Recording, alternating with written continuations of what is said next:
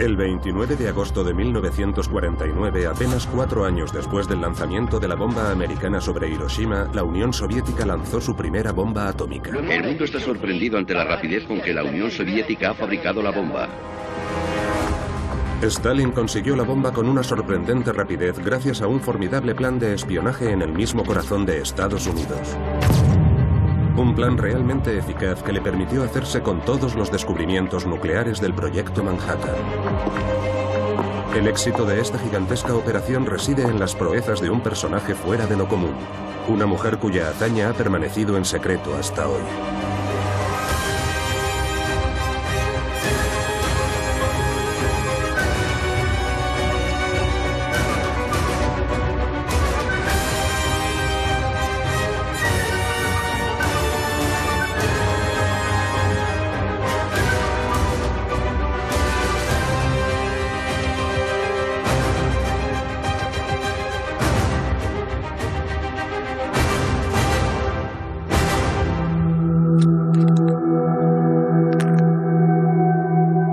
Yo soy la persona que proporcionó los secretos de la bomba atómica a mi país. Y lo más increíble es que no los robé. Me los entregaron. Es mi historia y puedo contarla con detalle, aun a riesgo de involucrar a personalidades muy conocidas.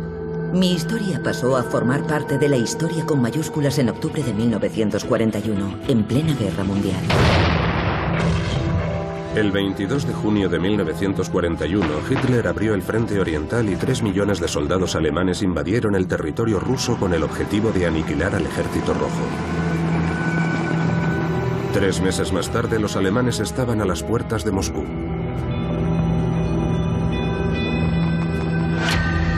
La noche del 12 de octubre de 1941, Stalin mandó llamar al marido de Elizabeth, Vasily Zarubin, quien a su vez era un importante agente soviético. Stalin le ordenó partir inmediatamente junto con su mujer a una misión en Estados Unidos. Mi padre me contó en varias ocasiones que había estado con Stalin. Stalin le definió el objetivo central de la misión, la información política. La misión principal, según lo que me contó mi padre, era impedir que los Estados Unidos llegaran a un acuerdo por separado con Alemania. Además de las cuestiones políticas, los aspectos militares y técnicos suscitaban mucho interés.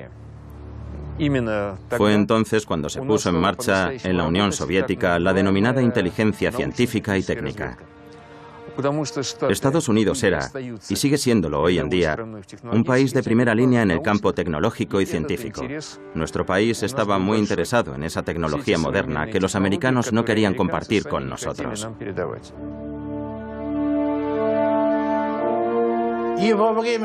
En aquel encuentro entre mi padre y Stalin, este le dijo una frase sorprendente. Le dijo: cuide de su esposa. Lo que significa que conocía a Elizabeth Zarubin.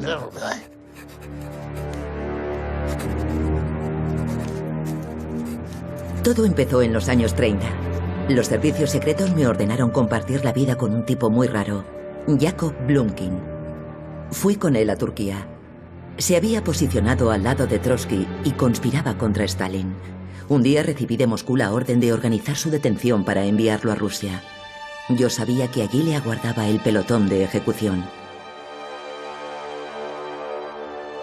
Lo detuvieron delante de mí y me dijo: sabía que me traicionarías. Es una intriga digna de Alejandro Dumas. Con un golpe de efecto que, sin ser muy brillante, pese a una evidente capacidad para la información, la catapultó a un puesto mucho más elevado en el organigrama. Era una mujer de armas tomar, con agallas, que interesaba sobremanera a los servicios soviéticos. Además era guapa, de rasgos rumanos, ojos brillantes, cabello negro, muy inteligente y sutil.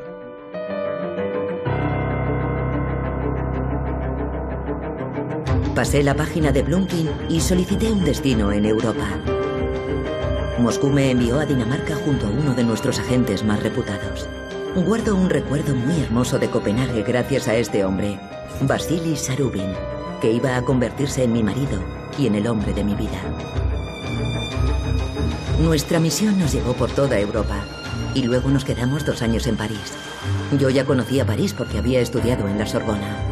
Allí nació nuestro hijo, Piotr Vasilievich.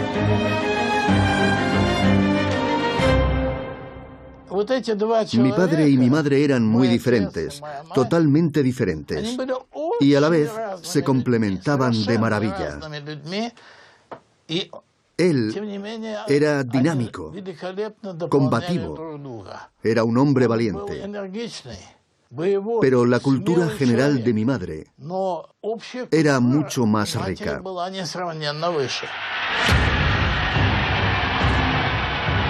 Elizabeth y su marido llegaron a una Alemania sumergida en el irresistible ascenso del nazismo y del antisemitismo. Lejos de huir de la terrible tempestad de la persecución antisemita, Elizabeth, judía convencida y militante, arriesgando la vida, sentó los cimientos de su trabajo de reclutamiento y creación de redes.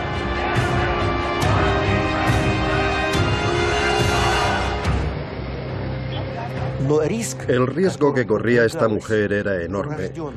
Su apellido de soltera era Rosenzweig. Trabajaba literalmente al filo de la navaja. Podrían haberla detenido en cualquier momento. Y si los alemanes hubiesen encontrado algo, cualquier pista, la habrían ejecutado inmediatamente, sin pasar por ningún campo de concentración.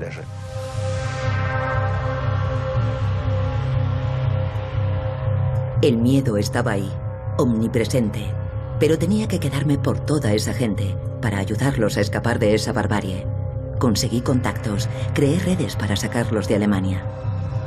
De este modo conocí a mucha gente y recluté a algunos agentes. En esos años terribles fue cuando realmente empecé a poner a punto mi sistema de redes. En aquella época, las persecuciones antisemitas eran muy numerosas en el este de Europa. El Partido Comunista, sensible a la situación, casi de forma espontánea, sin planearlo de antemano, empezó a reclutar a personas en situación precaria. Algunos de ellos encontraron después un puesto en los servicios de inteligencia, es algo evidente. Así que en algún momento, Elisabetta Rosenweig debió participar en esta acción. En efecto, ella envió a varias personas a Estados Unidos para infiltrarlas en la vida americana. En la terminología de los servicios de información se les denominaba agentes durmientes. Esos agentes permanecieron dormidos durante 8 o 9 años. Despertaron en 1941 cuando los Zarubin, Vasily y Elizabeth llegaron a Nueva York. La encargada de despertarlos fue precisamente Zarubina.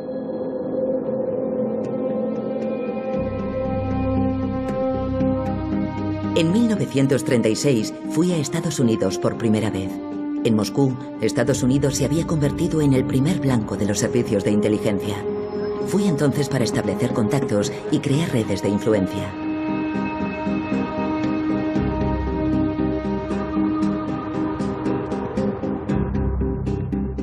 Recorrí toda Norteamérica, de este a oeste y de norte a sur. Me integré en la vida americana, la gente, las ciudades, los paisajes. Para mí era importante conocer muy bien las costumbres y la forma de vivir de los americanos, a los que iba a espiar. Mi viaje tenía otro objetivo: acercarme a las personalidades célebres e influyentes y ganarme su confianza. Había un hombre en el que nuestros dirigentes estaban muy interesados: Einstein, el gran físico. Yo sabía todo lo que un personaje como él podría aportarme en un futuro. Su contribución científica fue esencial, en el sentido de que elaboró el principio de la bomba. Además, era un judío alemán. Así que me parece evidente que para los alemanes fuera interesante, por lo menos, intentar embaucar a Einstein para conseguir información. Siempre había gente rondando alrededor de Einstein con la esperanza de ver lo que estaba haciendo y utilizarlo de la mejor manera para los intereses soviéticos. Hasta su última amante, la bella checa Konenkova, que le enviaron a Princeton, era un agente de los servicios soviéticos. Zarubina conocía desde hacía mucho a Margarita Konenkova, la mujer del escultor Konenkov, que realizó la famosa estatua de Einstein en Princeton.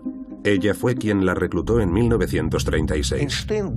Einstein estaba enamorado de ella. Un día le dijo que estaba a punto de hacer un gran descubrimiento.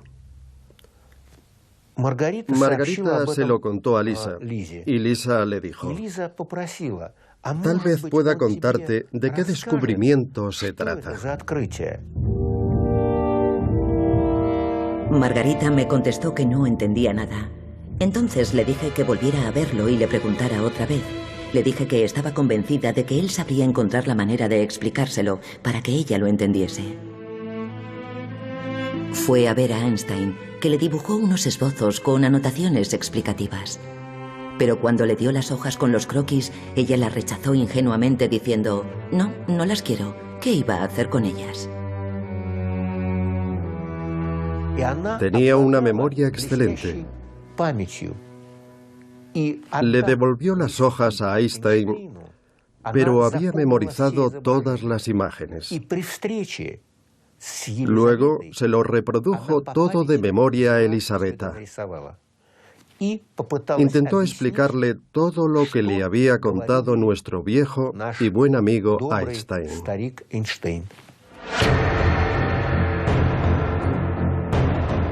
El 6 de enero de 1939 una información sacudió el panorama científico. Dos científicos alemanes, Otto Hahn y Fritz Strassmann, publicaron un artículo en el que demostraban la posibilidad de la fragmentación del uranio.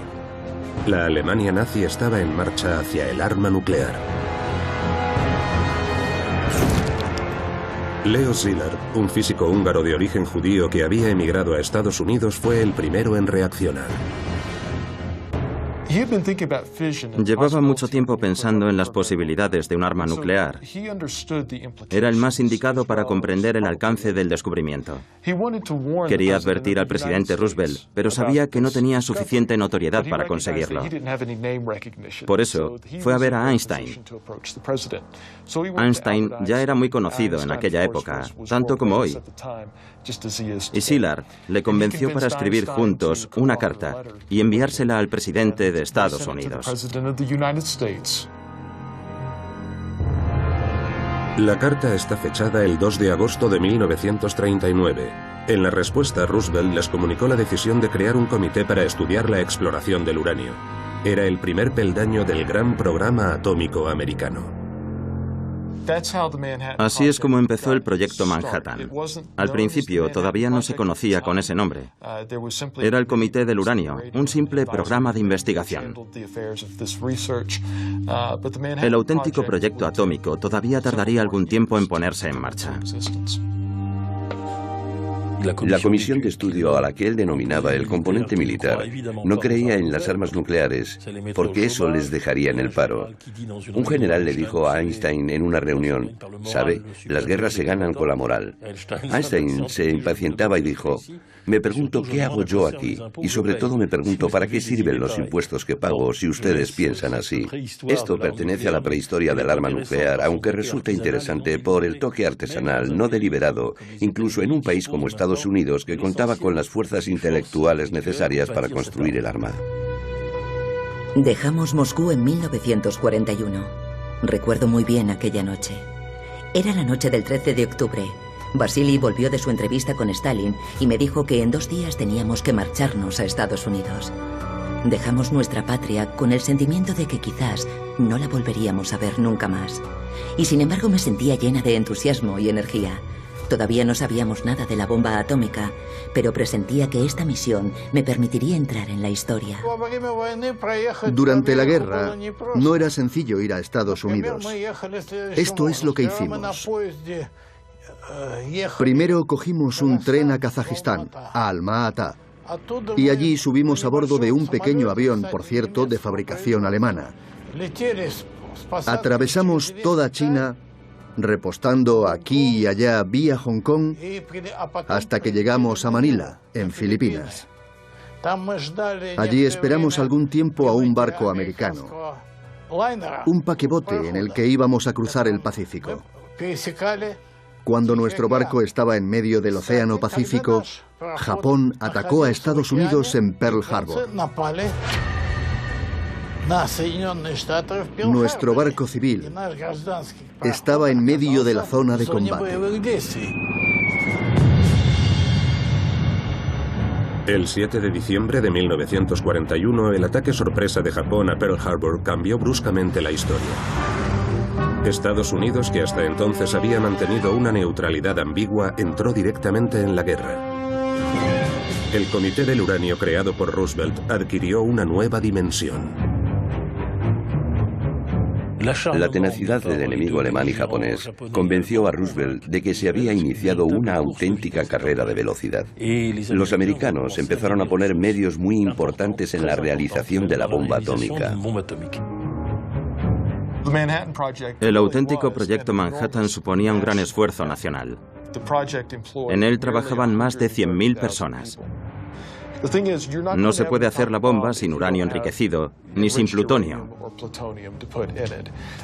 La mayoría de las personas empleadas en el proyecto Manhattan trabajaban en la explotación del uranio en unos edificios inmensos construidos especialmente para la ocasión. La producción de uranio se realizaba concretamente en Oak Ridge, Tennessee, y la de plutonio en otro gran laboratorio en Hanford, en el estado de Washington. Sin estos dos emplazamientos principales, no habría habido bomba atómica. En Moscú también se pusieron manos a la obra en la investigación nuclear. Aunque Stalin no quería creer en la bomba atómica, los servicios de inteligencia le informaron de la incursión americana en la aventura atómica. Stalin se enteró de que los americanos intentaban diseñar un modelo de bomba completamente nuevo, la bomba atómica. Sabía que tenía que intentar primero burlar el secreto militar y gracias a esos científicos tratar de fabricar él también una bomba atómica. La Unión Soviética tenía unos científicos maravillosos, pero la industria había sido devastada durante la Segunda Guerra Mundial. En septiembre de 1942, Stalin confió la puesta en marcha del proyecto atómico a Laurenti Beria, el gran jefe de la seguridad interior y exterior de la Unión Soviética. El hecho de que Beria se encargara directamente del asunto significa que la fuerza en la que se basaba todo, por lo menos al principio, era la habilidad del espionaje en Estados Unidos. El trabajo en el proyecto nuclear recibió en los servicios de inteligencia el nombre en clave de Operación Enormous o Proyecto Enormous, que se traduce como algo enorme, inmenso, o sea, algo serio.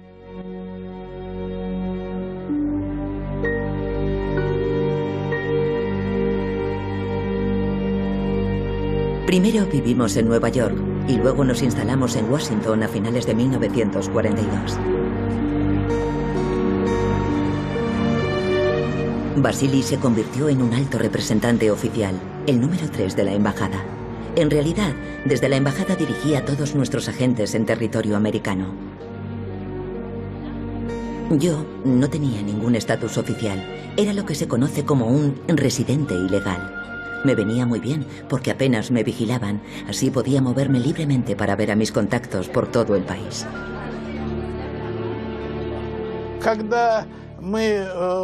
Cuando nos mudamos a Washington, a principios de 1943, mi padre se convirtió en el agente de información más importante de todo el continente americano. En aquel momento yo no lo sabía, claro. Pero lo noté enseguida porque mi padre empezó a asignarme tareas. A veces, antes de salir de casa, me mandaba salir a dar una vuelta alrededor de la casa y me decía que me fijara en lo que pasaba. Al volver, le contaba que en la esquina de la calle había un coche con 2 hombres y cosas de ese tipo. Así eran las cosas. Yo era un niño. Tenía 10, 11 años. No me enteraba mucho, pero de vez en cuando mis padres, a veces mi madre sola, a veces mi padre solo, y a veces los dos juntos desaparecían durante 1 o 2 días. En aquel momento no entendía muy bien a dónde se iban. Cuando desaparecían de casa significaba que estaban trabajando en algo. El 17 de septiembre de 1942, las autoridades americanas pusieron a Leslie Groves a cargo del proyecto atómico, un coronel ascendido a general para la ocasión. Él le dio el nombre de Proyecto Manhattan. Groves no era científico, era ingeniero. Acababa de construir el edificio del Pentágono justo antes de la Segunda Guerra Mundial.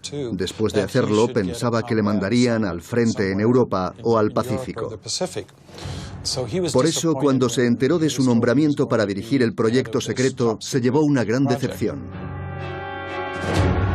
Menos de un mes después de su nombramiento, el 8 de octubre, Groves se entrevistó con Oppenheimer en Berkeley. El 25 de febrero de 1943, Oppenheimer, impuesto por Groves, se convirtió en el director científico del proyecto Manhattan, aunque no fue por unanimidad. Así es como entró en escena el científico que iba a pasar a la posteridad como el padre de la primera bomba atómica. Robert Oppenheimer era un hombre muy complejo. Sus padres eran inmigrantes alemanes, aunque él nació en Nueva York. Desde muy pronto demostró ser un estudiante brillante, aventajado. Un día un profesor lo mandó a la biblioteca porque sabía más que él. Estudió en la Universidad de Harvard y se licenció al cabo de 3 años. Universidades de todo el país le ofrecieron un puesto, pero eligió Berkeley, en donde trabajó en el ciclotrón. Llevó la física nuclear al oeste del país, que por aquel entonces era un desierto en la materia. Groves y Oppenheimer, el militar y el científico. La pareja mítica de la aventura atómica americana. 2 personajes totalmente opuestos que sin embargo formaron el equipo perfecto para conducir la locomotora nuclear.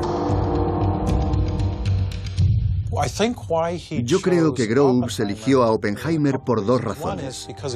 La primera es que fue capaz de explicarle con palabras sencillas lo que debía ser el proyecto atómico. La segunda razón es que Oppenheimer era joven y ávido de fama. Podía haber elegido a otros científicos o físicos más conocidos, pero Groves quería a alguien ambicioso, alguien que no escatimase tiempo y trabajase duro. No a alguien que pudiera decir, yo ya tengo el premio Nobel. Oppenheimer era definitivamente el hombre perfecto. La primera misión que Groves asignó a Oppenheimer consistía en la elección y el reclutamiento de científicos. Era un desafío extraordinario. Oppenheimer se convirtió en una especie de seleccionador científico encargado de componer el equipo de científicos más impresionante que se haya visto nunca. Oppenheimer era capaz de reclutar a los mejores talentos científicos a través de todo el país. Iba a verles y les decía, estamos trabajando en un proyecto ultrasecreto, no puedo decirles de qué se trata, pero si aceptan, se reunirán con nosotros en un lugar muy hermoso de Estados Unidos y participarán en un proyecto muy importante para el avance de la guerra. Oppenheimer reclutó a los jefes de los laboratorios más relevantes, como Robert Parker, Hans Bethe, Enrico Fermi. Ellos, a su vez, trabajaban con los mejores estudiantes, en quienes tenían depositada toda su confianza. Realmente fue una concentración increíble de genios científicos. Enseguida comprendí que el objetivo al que tenía que apuntar eran los científicos. El proyecto Manhattan era una máquina gigantesca y evolucionaba como un animal monstruoso. Yo actuaba como los grandes depredadores. Siempre atacan a la cabeza, y la cabeza de Manhattan era toda esa reunión de científicos. Tenía contactos desde 1936. Sabía cómo llegar a ellos. Tenía todas las claves. Era mi misión. No podía fallar. En su viaje de 1936, cuando visitó la costa oeste, conoció y se hizo amiga de la mujer de Oppenheimer, ya que ésta era abiertamente una militante comunista activista que distribuía octavillas y participaba en las elecciones. Simpatizaron de forma espontánea. Apoyaba mucho a Lisa, de la que era muy amiga. Le ayudó a entrar en la vida privada de su marido, Robert Oppenheimer. Oppenheimer fue impuesto por Groves haciendo caso omiso de las reticencias por su pasado político. Pero el tema de su auténtica relación con el comunismo seguía oscureciendo su nombramiento para dirigir el programa atómico. Durante la Gran Depresión, Robert Oppenheimer empezó a ser conocido públicamente por su ideología de izquierdas. Durante los años 30, en las universidades y por todo el país, se apoyaba al Partido Comunista. En ese momento, el fascismo y el nazismo estallaban en Europa y los únicos que se oponían realmente eran las personas cercanas al Partido Comunista. Entonces se radicalizó y antes de la Segunda Guerra Mundial, el FBI incluyó a Robert Oppenheimer en la lista de personas bajo vigilancia. Y estalló la bomba del pacto germano-soviético. Entonces, todos los testimonios lo revelan, Oppenheimer rompió con ellos. Cuando Groves lo nombró, ya no tenía ningún interés en los soviéticos ni en el comunismo. Le interesaba la potencia americana, aunque seguía siendo un hombre de izquierdas. El general Groves tenía que enfrentarse al segundo gran desafío de la organización del plan: reunir en el mismo lugar a todos los científicos reclutados que estaban diseminados por universidades de todos los rincones de Estados Unidos. Los científicos estaban repartidos por todas las universidades del país y para comunicarse entre sí no bastaba con el teléfono. Había que escribir, dar documentos a mensajeros que los metían en maletines y se los esposaban a la muñeca. Luego tenían que recorrer en tren todo el país. Enseguida surgió la necesidad de encontrar un laboratorio central. Buscaban un lugar que respondiese a los siguientes criterios.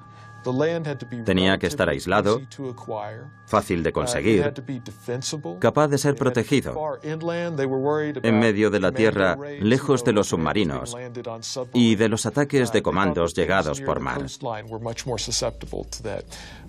Oppenheimer también expuso la necesidad de vastos espacios para poder realizar las pruebas de la bomba. Groves envió a varios oficiales en busca del lugar apropiado, pero ninguno volvió con una propuesta satisfactoria.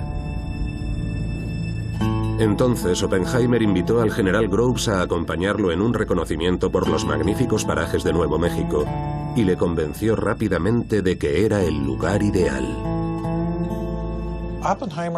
Oppenheimer había estado en Nuevo México en su juventud.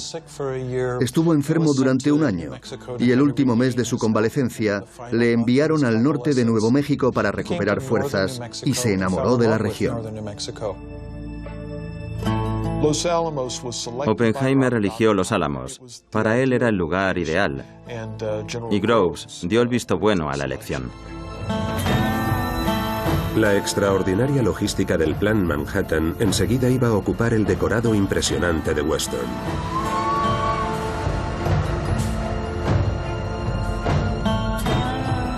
Los mejores científicos del país que llegaban de todos los estados ya podían instalarse.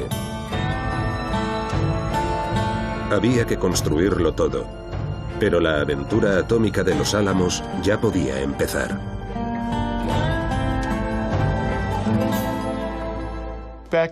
Quizás recuerden la famosa fiebre del oro del siglo XX.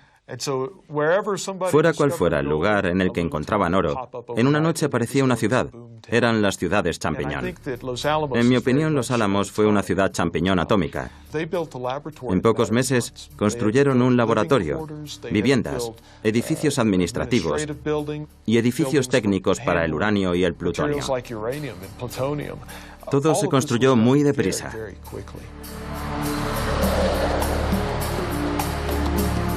Un día iba conduciendo hacia Santa Fe y Albuquerque y se me ocurrió un plan para conseguir los secretos de la bomba americana. Toda la ciudad de Los Álamos era un frenesí de seguridad y de control, pero yo ni siquiera tendría que entrar. Lo que tenía que hacer era introducir a otros científicos, nuestros cómplices, que serían nuestros contactos en el interior.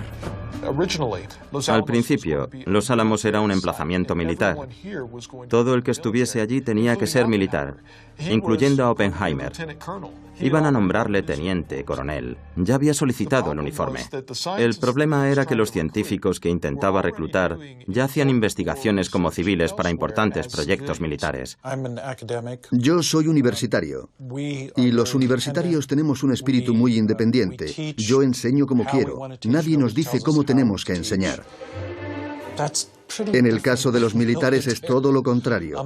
Este hecho provocó conflictos con esos científicos tan inteligentes. Tenían la sensación de que el ejército les estaba hostigando.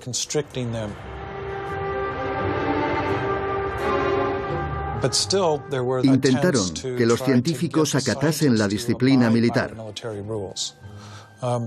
Entre ellos había un hombre maravilloso, Richard Friedman. Era el bromista del grupo. Buscaba aberturas en la alambrada y salía del recinto. Después entraba por el puesto de control y así sucesivamente.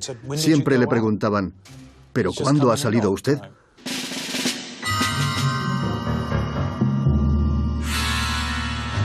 La tensa relación que había entre militares y científicos nos mete de lleno en la dimensión humana de Los Álamos. Nunca se llegó a disipar la sospecha de deslealtad que desde el principio planeaba sobre unos científicos cuyos orígenes eran de lo más variado. Se sabía que muchos de ellos eran de izquierdas, incluso de ultraizquierda. Por eso los vigilaban, no se fiaban de ellos. Eran sospechosos para los militares americanos, que no eran muy progresistas. Es más, estaban lejos de ser progresistas. Los científicos fueron reclutados por su talento científico. Solo después comprobaron y evaluaron el pasado personal. Realmente no se planteó como un gran problema. Eran los amos del juego. Los necesitaban. No podían hacerlo sin ellos. En cierto modo, eran ellos los que tenían el poder. En Los Álamos debía reinar un ambiente, un clima desconcertante. El poder científico y el poder militar estaban condenados a entenderse por el éxito de la investigación atómica.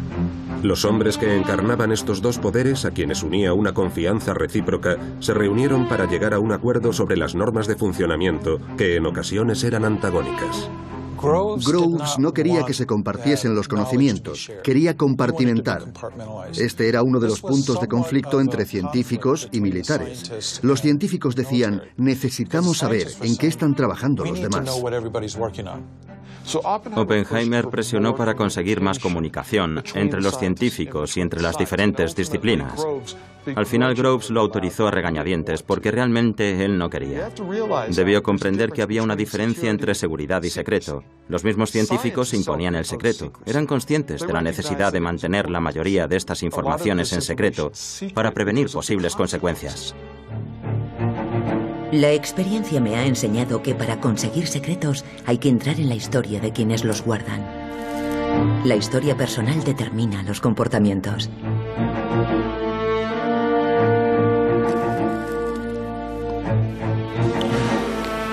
La mayoría de los científicos que vivían en las casas de madera de Los Álamos eran emigrantes judíos que venían de Europa huyendo del antisemitismo. Conocía muy bien su historia. La había vivido en mi propia carne en Alemania e incluso conocía a algunos de ellos a quienes había ayudado a escapar. Desde luego, no habría habido bomba atómica si buena parte de los científicos que estaban allí no hubiesen sido refugiados de la Europa ocupada y no hubiesen vivido en primera persona la experiencia del mal absoluto que representaba Hitler. Para la mayoría de los físicos nucleares, la posibilidad de que los nazis tuvieran la bomba era una motivación para trabajar duro. Parte de la familia de Oppenheimer fue asesinada en Alemania. Enrico Fermi tuvo que huir de Italia porque su mujer era judía. Para la mayoría de ellos era una cuestión muy personal.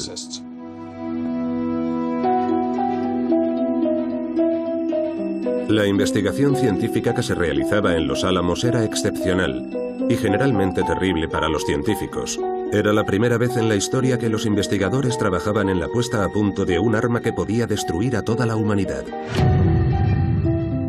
¿Qué científico no se cuestionaría en lo más profundo de su ser el papel que estaba desempeñando en esa aventura apocalíptica? Los científicos se sentían a la vez entusiasmados con su trabajo, porque estaban a punto de descubrir algo formidable. Inquietante pero formidable, y al mismo tiempo eran conscientes de estar aventurándose en un terreno muy peligroso.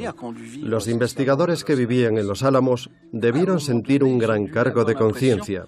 Debían tener la sensación de decidir sobre la vida y la muerte de la humanidad. Y eso es terrible.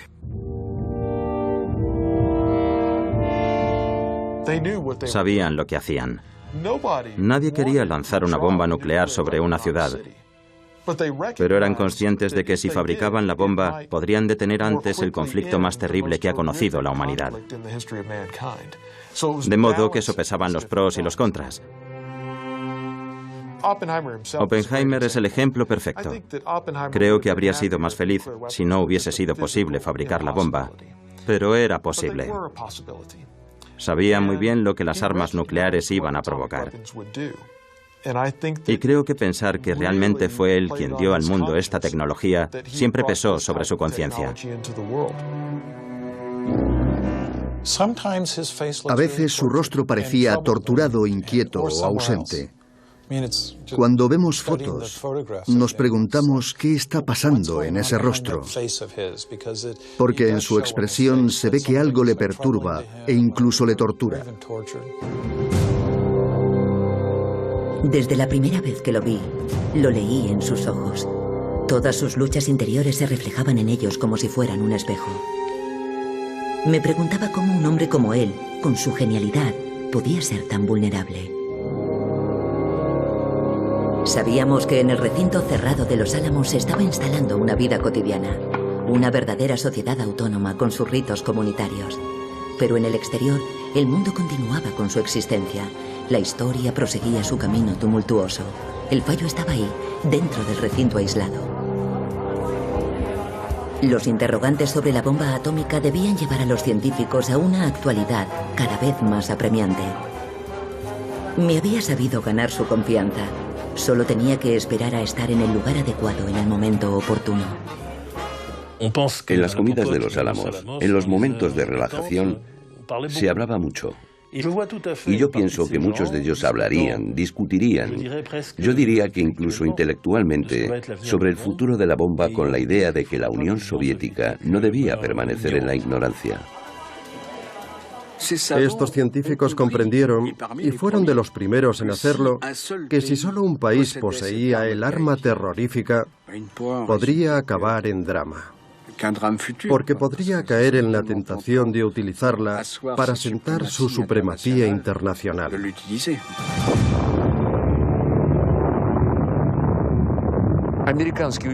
Los científicos americanos querían hacer partícipe a la Unión Soviética.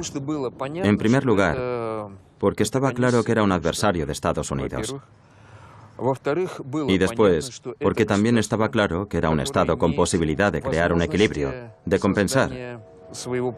Había pocas posibilidades de que otros países pudieran contrarrestar el poder de Estados Unidos. La Unión Soviética podía hacerlo. Tenía recursos tanto materiales como intelectuales e ideológicos. Por eso no tenían otra elección. En un momento dado, algunos decidieron, y es una hipótesis personal, transmitir ciertas cosas que sabían a gente que podía sacar la información. Porque no se me ocurre cómo, sin la ayuda de cómplices importantes, semejante avalancha de papeles e información pudo inundar literalmente los laboratorios soviéticos.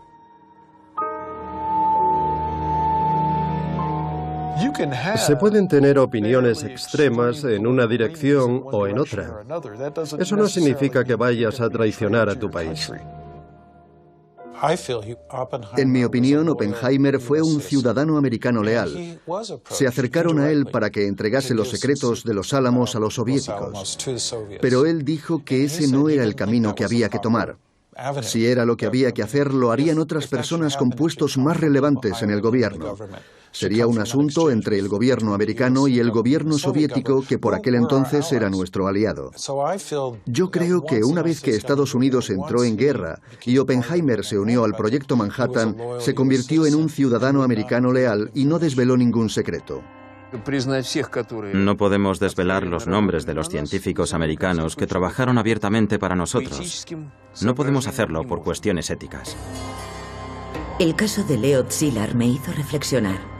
Había manifestado demasiado abiertamente su simpatía por la Unión Soviética y fue censurado en los Álamos. No debía ocurrirles a otros, y menos a Oppenheimer.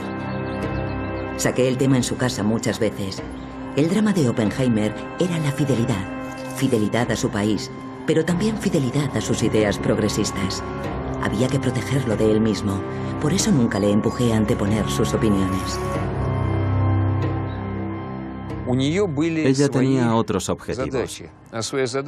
Concretamente quería lo contrario, pedirle a Oppenheimer que mostrase menos simpatía hacia la Unión Soviética, hacia el movimiento progresista.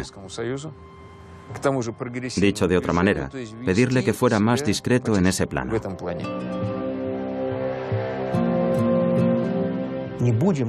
No olvidemos que cuando Zarubina se dirigió a Oppenheimer para pedirle un puesto de trabajo para algunos alemanes antifascistas, no se negó. Y esas personas fueron contratadas. Esos hombres habían huido de Alemania a Estados Unidos, Gran Bretaña y otros países. Uno de los hombres que fueron contratados para trabajar en la bomba atómica era Klaus Fuchs. Klaus Fuchs era un auténtico militante. Su activismo procomunista era público y notorio. En 1950 fue detenido en Estados Unidos y pasó 9 años en las cárceles americanas. Cuando fue liberado regresó a Alemania del Este, donde fue recibido y condecorado como un héroe nacional.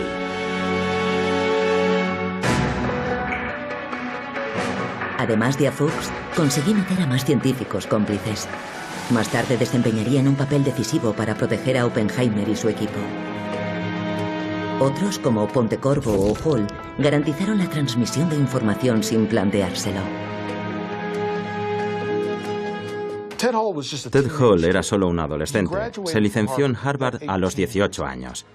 En Los Álamos trabajaba sobre las masas críticas, la cantidad de materia necesaria para hacer la bomba atómica. Trabajaba en los dos proyectos de bomba, Little Boy y Fat Man, así que ocupaba una posición privilegiada desde la que podía transmitir mucha información sensible. A Theodore Hall se le conocía bajo el apodo Dem Lad. Transmitía documentos en paquetes. Subrayo, en paquetes.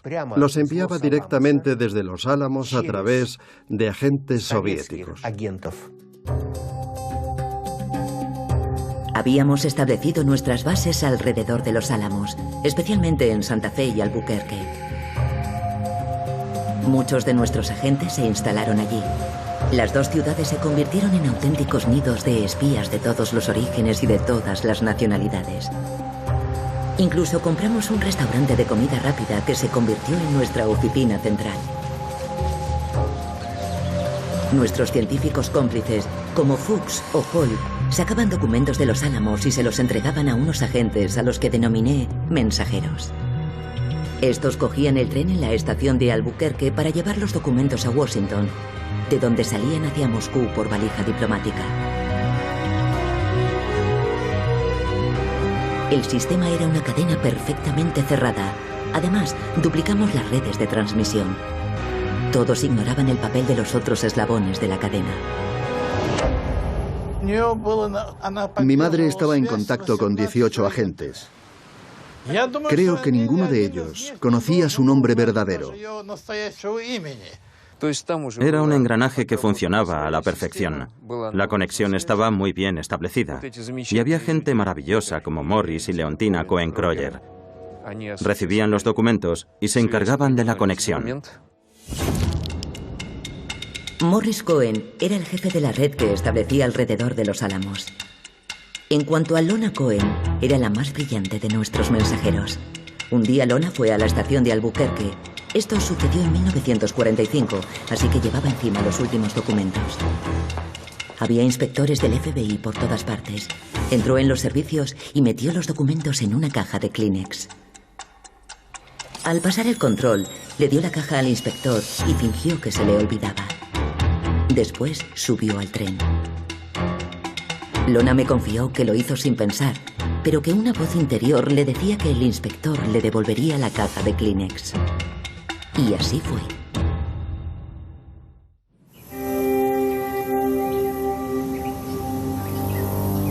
Unos meses antes, a finales del verano de 1944, Elizabeth Sarubina y su marido fueron convocados repentinamente a Moscú por el KGB. La organización que Elizabeth había puesto en marcha funcionaba por sí misma de forma eficaz, así que la operación de espionaje llegaba a su fin con total éxito.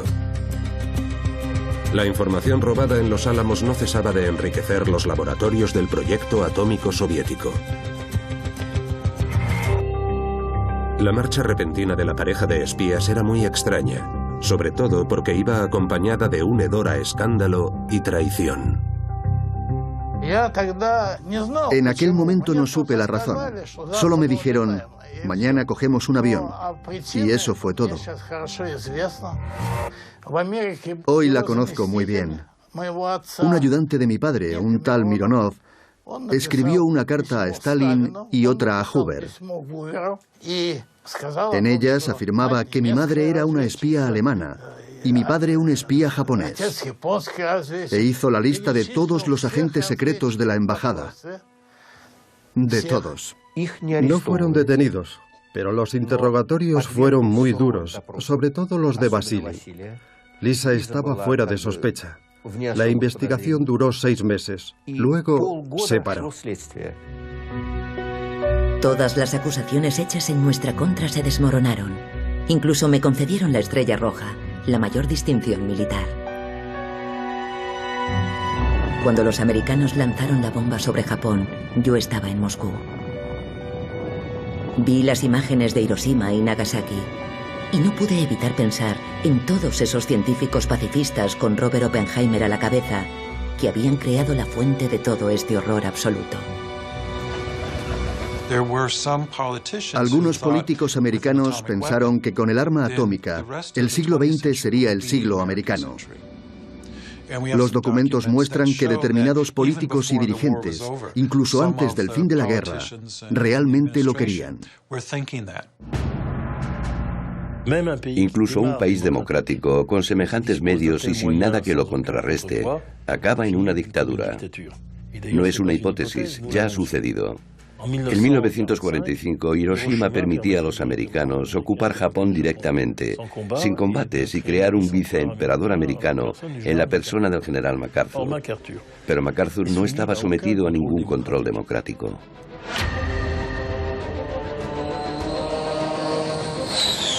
La explosión de la bomba soviética en Kazajistán creó una nueva situación histórica. Estados Unidos ya no era el único país que poseía la bomba atómica. Frente a él, la Unión Soviética accedía al rango de superpotencia y podía tratarlo de igual a igual. Los americanos se quedaron impactados al descubrir que la Unión Soviética tenía la bomba atómica. Los responsables de Washington pensaban que los soviéticos llevaban un retraso de hasta 10 años.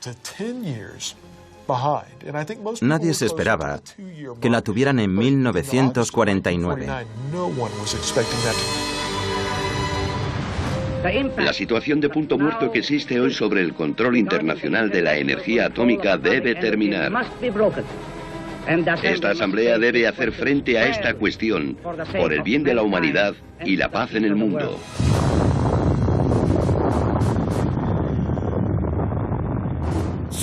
Lo que sin duda no habían previsto los científicos era que gracias al espionaje íbamos a vivir unas décadas de coexistencia pacífica entre los dos bloques.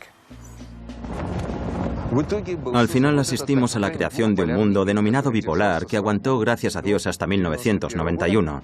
Y eso nos permitió disfrutar de una mayor estabilidad en el mundo de la que hay hoy. Y todo ello tenemos que agradecérselo a los servicios de inteligencia y a los científicos americanos. Y a los nuestros, que crearon la bomba.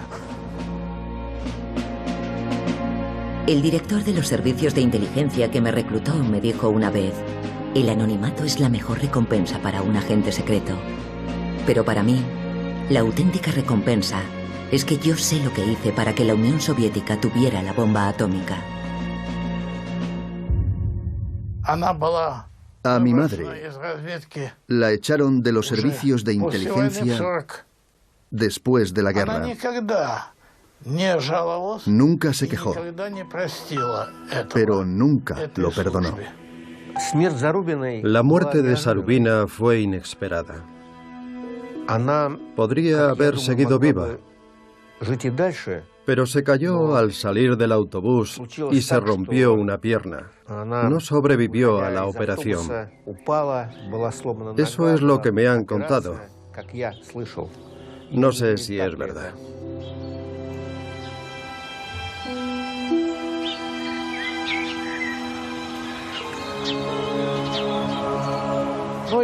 Yo creo que se llevó muchos secretos a la tumba.